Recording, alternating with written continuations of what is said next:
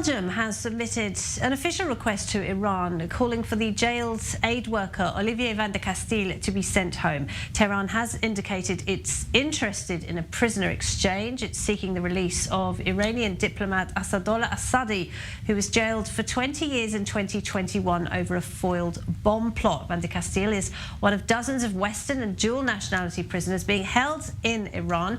To talk more about that and more broadly about Europe's strategy towards the Islamic Republic, we're joined in the studio by Belgian MP Theo Francken. Great to have you with us. First of all, let's talk about the potential prisoner exchange with Iran. What is your position in that? Would it be right for Belgium to free Assadollah Assadi in exchange for Olivier Vandecasteele? My personal position is not the position of the Belgian government, but my personal position is that the price is too high. Assadollah Assadi is not nobody. He is really a terrorist asset, diplomatic asset of Iran, of the regime, of the Ayatollahs.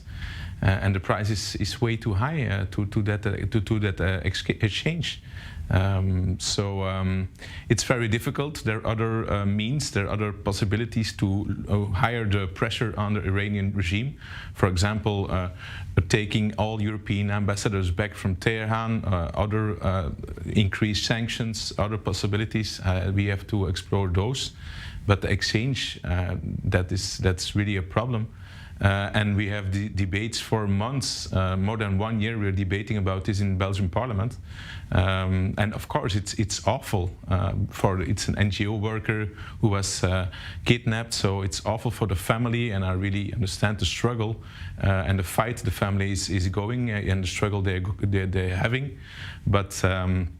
When you see it from perspective, I think that the price is too high. And of course, holding dual citizens hostage is one of the tactics by the Islamic regime. I want to talk about your report because it's about the EU and NATO's position towards the Islamic Republic, one which has evolved over the years ever since the US quit the nuclear deal, the JCPOA. You write about inconsistencies in that strategy and how that is harming the fight against Iran. Yeah, absolutely. Yeah. So the European Union, the position is now that we really want to give JCPOA a chance, but we see that there's no way that will work. So I think we were very naive in our strategy towards the regime in Tehran. And now, of course, we got elections coming up in the States. We have a lot of problems with kidnapping of European civilians. Iran is delivering drones and weapons to Russia to attack European citizens in Ukraine. So also the position of Iran, of Europe towards Iran is shifting. We're doing more sanctions. Negotiations in Vienna, they're dead for the moment. But I think that we were very naive in that strategy, and we need to really have a firm point of view towards Tehran, because it doesn't work. We saw it also with the revolution. Masa Amini died, and there was a lot of uprising in Tehran. The reactions were very soft and way too soft. When I see that, I think that the West really has to support the revolutionaries and the people who are coming to the streets and want regime change in their country, in Iran. And I think that's the main goal we have to do as Europe. Then you have NATO, of course. That's some other thing. Our Western alliance, also there, I think we really have to do everything that Iran will not obtain a nuclear weapon, and we need to really higher and increase the pressure on the regime, also with NATO.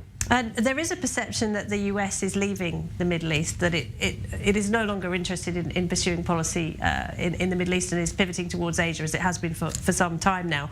You write that the Europeans don't have the luxury of doing that.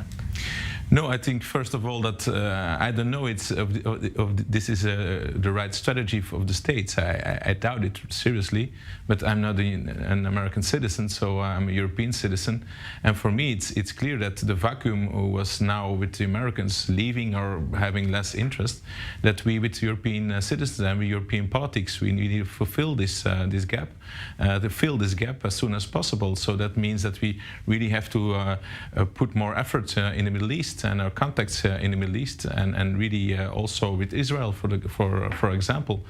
So that's I think one of the biggest challenges for the next European Commission. We have European elections next year. There will be a new Commission within 1 year. So it will be one of the biggest challenges. Is really to have a firm and clear Middle Eastern policy, because Middle East, for example, we're getting off oil and gas from Russia, and even Israel is giving a lot of gas to Europe. So we really need to put more effort in the Middle East policy and speak with one voice. And that's always a problem in Europe. We're not speaking with one voice. So that's I think the biggest task for the future. And of course, Israel is at the forefront of efforts to contain Iran. Israel is the country most threatened by Iran. Tell us a bit about why you're here. Are you here to discuss how Europe can support Israel in that fight? Yeah, absolutely. I'm invited by the Ministry of Foreign Affairs and ELNET, so I'm very happy and to be here for days. And it's about talking about geopolitics. We visit the frontier, the border with the Gaza Strip today. We saw the tunnels of Hamas. It was pretty impressive, I can say. I'm here really to. With a couple of, which I think more than 10 European parliamentarians, we were invited to really show our sympathy and our support for Israel. And I think it's very important, because the image of Israel in Europe, in a lot of European countries like Belgium, it is bad. It is really not positive. There's always more sympathy with the Palestinian cause, and I think that's strange. I don't understand, but I think it's a good thing that the Ministry of Foreign Affairs is really putting effort to invite European leaders and young leaders and parliamentarians to see it with their own eyes. What are you doing? Israel is a key partner. Is very important for the West, for Western Alliance. We're having good relations with Israel for more than 30 years, also with NATO, and I think we need to emphasize that more. Israel is a key country in this region, is pro-Western, and that is, we have so much to learn, but also so much to cooperate with a country as Israel. And I think that sometimes in European Parliament and in Belgian Parliament and the European parliaments, we always focalize on the conflict with the Palestinians.